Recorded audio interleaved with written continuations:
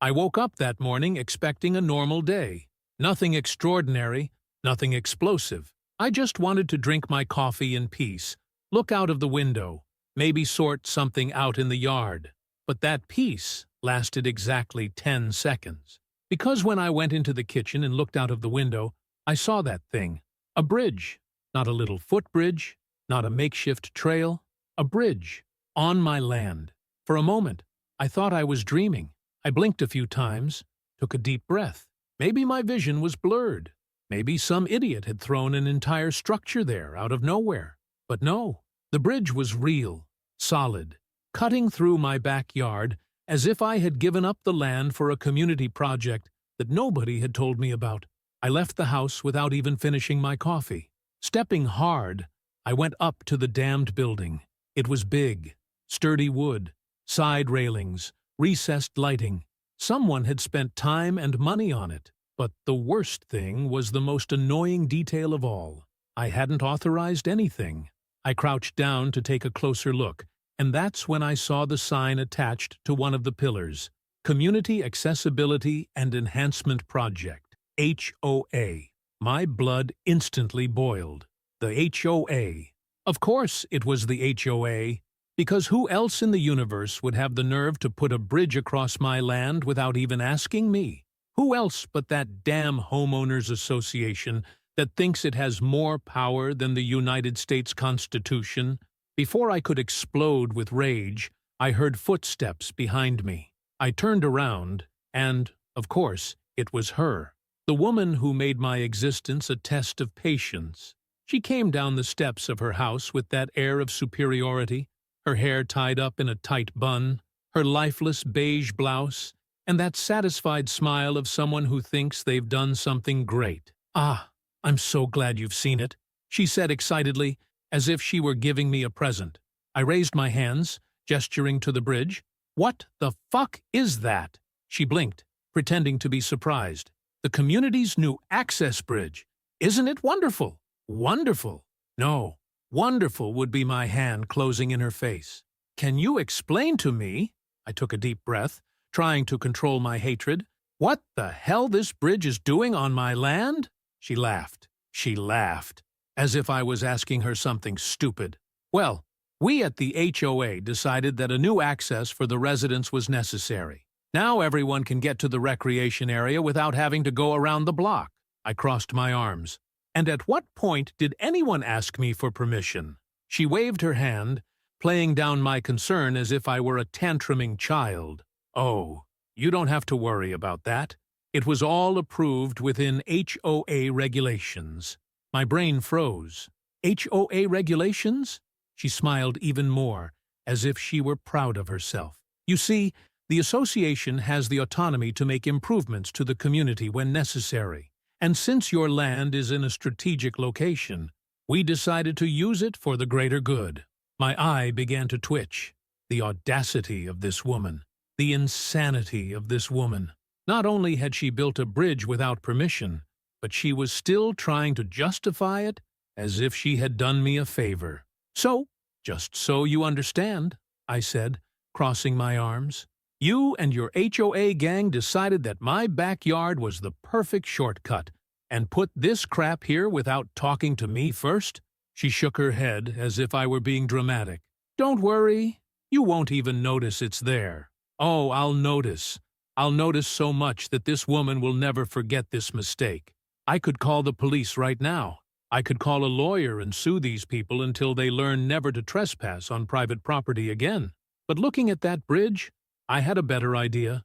If the HOA wanted that piece of crap on my land so badly, then let them pay for it, and I'd be the only one to profit from it." I stood there, staring at that wooden aberration in the middle of my yard, while the woman continued talking, as if nothing was wrong.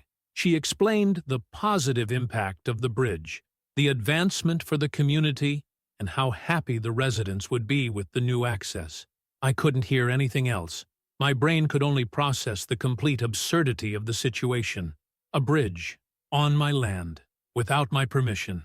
And this woman, this fucking woman, still had the nerve to act like she was doing me a favor. "Well, I have to go now," she said, with a satisfied smile. "But I'm sure you'll end up loving this." She turned around and went into the house, as if we'd just had a pleasant chat about the weather. I stood there, looking at the bridge, feeling my patience evaporate. I could pull it out of the ground. I could hire someone to dismantle the structure and throw the pieces in front of her house. I could even call a lawyer and file a lawsuit against the HOA. But that would be too easy, and I didn't just want to win. I wanted her to regret every second of that stupid decision. I spent the rest of the day devising a plan, a simple, elegant plan that would bring the HOA to its knees. First, I went to the town hall to confirm what I already suspected. The HOA had no authority over my land. They could make up all the rules they wanted for the common areas, but my backyard, it was mine, and any construction in my space, without my permission, was illegal. Exactly what I needed to hear. The next day, I made a phone call. A friend of mine, who worked as a real estate lawyer, helped me register my own contract for the use of the bridge. And the icing on the cake? I put a price on it. If the HOA wanted this bridge there so badly, if they wanted the neighbors to use the shortcut, then they would have to pay me rent. Not a symbolic amount, not an amicable agreement, a legitimate registered contract, where the HOA would have to pay me every month for the use of the structure that they themselves built on my land. Now all that remained was to get the word out, and I knew exactly how to do that. The next morning, I got up early, grabbed some tools, and installed a gate at the entrance to the bridge. Nothing fancy, just a simple iron structure with a huge padlock and a clearly visible sign: "Private access, entry permitted on payment only," and just below, "For information on usage fees, please contact the owner of the land." I signed my name and left my phone number at the bottom, just to make sure there was no doubt about who was in charge. Then I sat on the balcony and waited. It didn't take long. At around 9 a.m., I heard the first screams. "What the hell is that?" She appeared in the doorway, dressed in that hideous beige robe, her eyes wide in shock at the sight of the now locked bridge. She raised her hands as if the universe itself had conspired against her, and marched up to the iron gate, swinging it wide. "Have you gone mad?" I got up from my chair, stretched out my arms, and walked slowly down the steps of the balcony, savoring every step. "Good morning to you, too. Do you like my new installation?" She pointed at the gate in disbelief. "What? What is that?" I crossed my arms. "Oh, that? It's just my way of making sure my property is used properly. You know, basic things like asking permission before building a giant piece of crap in someone else's yard." She turned red. "This bridge is for the community. You can't just block access." I smiled. "Of course I can. It's my land. The HOA built it here without authorization. So now, either you pay to use it, or nobody does." The look of horror on her face was priceless. "You're charging for the use of the bridge." "That's right." The woman opened and closed her mouth, as if trying to find some logical argument to get out of this. This is absurd. That's against HOA rules." "Oh, right. The HOA rules." I shook my head, pretending to be sorry. "The problem is that the HOA rules don't apply to my property." She took a deep breath, trying to pull herself together. "That can't be right." "Oh, but it is." I took a folded piece of paper from my pocket and handed it to her. "Here is the official document registering my land use fee. You can pay the monthly rent for the use of the bridge, or you can try to tear it down and explain to the neighbors why the HOA wasted money building something illegal." She picked up the paper with trembling hands. You could see that she wanted to scream, to rip the gate down with brute force. But she knew that if she tried anything like that, I'd call the police right away. She looked at me. I smiled. She huffed and marched back home without saying another word. But I knew what was going to happen. She was going to run to the HOA, try to rally the other bigwigs in the association to find a way to bring me down. But what she didn't know yet was that I already had everything planned. And in the end, this bridge would be the best thing that ever happened to me. I stood on the balcony watching the woman march back to her house, furious, holding my rental contract like it was radioactive paper. I knew exactly what was going to happen. She was going to run to the HOA, gather her little army of old suits who loved to meddle in other people's lives, and try to find a way to screw me. But her problem was simple. I'd already won. Because no matter how many meetings she held, no matter how many phone calls she made, the bridge was on my turf, and the HOA had no power there. The question now was simple. Either they paid me for the use of the bridge, or it would be closed forever. And for the first time in my life, I had the power in my hands. That afternoon, my prediction came true. A formal invitation from the HOA was delivered to my door, a ridiculous envelope with my name written in gold letters. Call for special meeting. Subject: Community Bridge. The irony made me laugh. I spent years ignoring HOA events. I never went to meetings, never cared about their decisions, never got involved in anything at all. But now I was the main star of the evening. The meeting was at the home of the HOA president, a balding old man named Richard, who always seemed to be one step away from an ulcer because of the neighborhood's idiotic concerns. The room was full of association bigwigs, people who loved to talk about community standards and visual harmony, as if they were great masters of urbanism. And, of course, the woman was there, sitting with her arms crossed, staring at me as if she wanted to choke me. I walked in without haste, threw myself into the chair, and gave my best debauched smile. Richard snorted and opened the meeting. We're here today to discuss the unusual situation involving the community's new bridge. As we all know, the HOA invested funds in this construction, with the aim of benefiting residents with more convenient access to the recreation area. I made a noise with my mouth, interrupting. On my land, without my permission. The room was silent for a moment. Richard adjusted his glasses, visibly annoyed. Well, yes, there was a miscommunication, but the bridge is already built and I locked the access because you built something illegal on my property. The woman snorted, unable to stop herself. This is absurd. This bridge is for the common good, and you're preventing residents from using it just to get back at me. I turned to her, laughing. If I wanted revenge, I would have knocked the damn thing down with a tractor. She turned red. Richard snorted again. Well, what we want to propose is that the HOA officially manages the bridge and ensures that everyone can use it without the need for this rental agreement. I already knew they were going to try this. I crossed my arms. So you want to use my property without paying anything? It's for the greater good, said the woman, in that affected voice of someone who thinks she's winning a debate. I laughed again. Of course. And I'm Santa Claus. Her face contorted with hatred. Richard tried to remain diplomatic. Look, we're talking about a project that benefits everyone. The HOA has already spent money on this bridge, and it would be a waste if it wasn't used. I tilted my head. That's funny, because when you decided to build it, nobody consulted me. No one came knocking on my door to ask if I wanted a bridge in my backyard. Silence. I crossed my arms, tapping my foot on the floor as if reflecting. But look, I'm a fair guy, so I'll make it easy for you. I took a folded piece of paper from my pocket and handed it to Richard. This is my new offer. He took the paper, unfolded it, and began to read. And then the color faded from his face.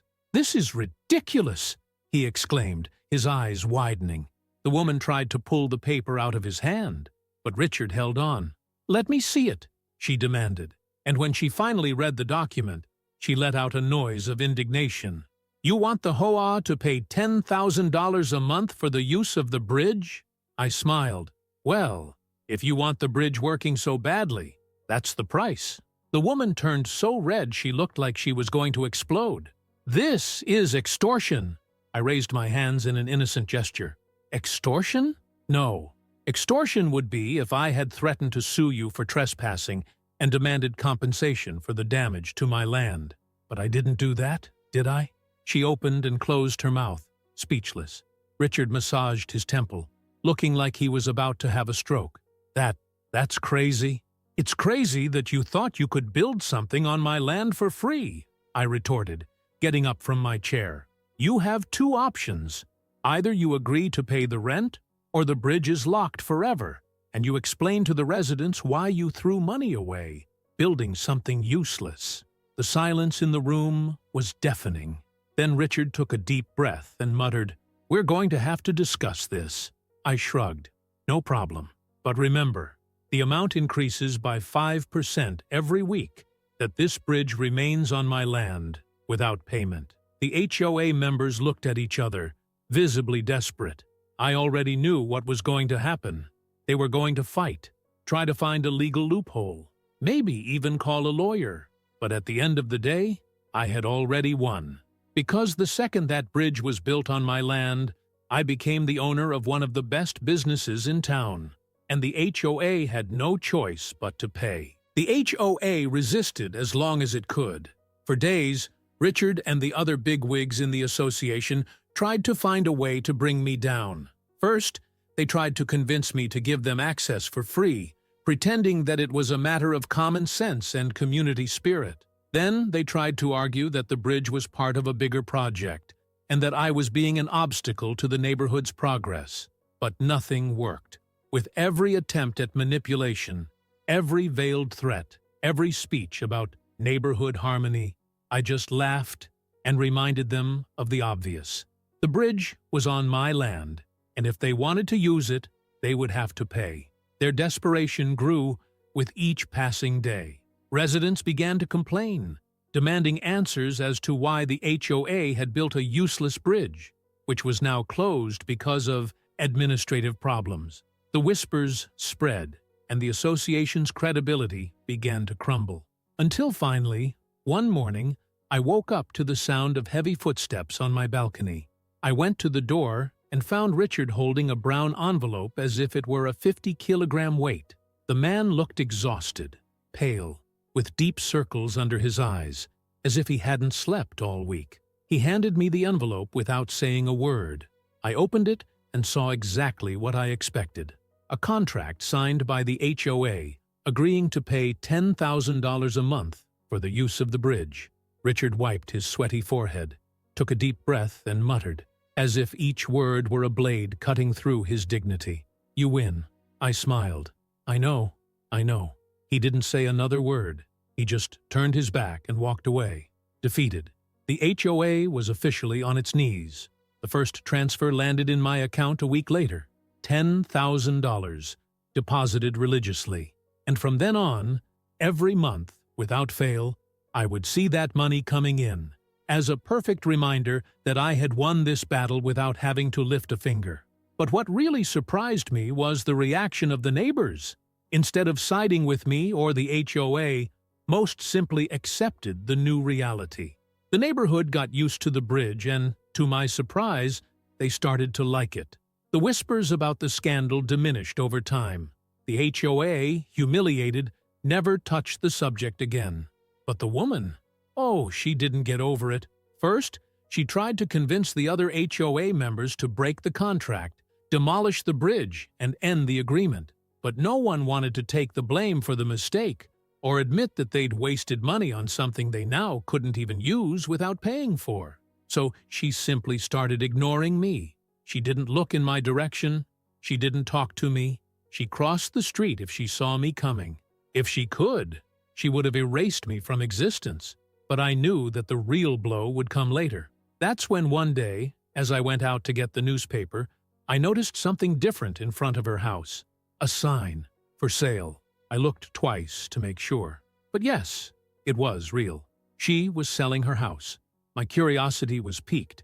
And since the neighborhood was small, it didn't take long for the rumors to start flying. Some said she wanted a more exclusive place. Others thought that the HOA was falling apart, and she wanted to get out before it collapsed. But I knew the truth. She couldn't stand living there any longer. Every day that passed, every time she saw someone cross that bridge, she knew what it meant. She knew that every step she took there was more money coming out of the HOA and into my account. And that, for her, was unbearable. The morning the move took place, I made a point of going out onto the balcony with a cup of coffee and watching. The movers came in and out of her house, carrying boxes and furniture. She appeared in the doorway, took one last look at the street, and sighed. Then she saw me. I made a silent toast with my cup. The look of hatred on her face was priceless. She climbed into the car, slammed the door, and drove off without looking back. What about me? I kept getting my $10,000 a month. The HOA kept paying, with no alternative. The bridge became part of the neighborhood, and I used some of the money to improve it. I reinforced the structure, installed better lights, and even put a bench nearby, turning it into a popular meeting place. The most ironic thing? Now people were thanking me for the bridge. The HOA built something without my permission, thinking they could do whatever they wanted, and in the end, they ended up paying rent to me every month, while I just sat back and watched my bank account get fatter. And if you liked this video, don't forget to leave a comment and a like.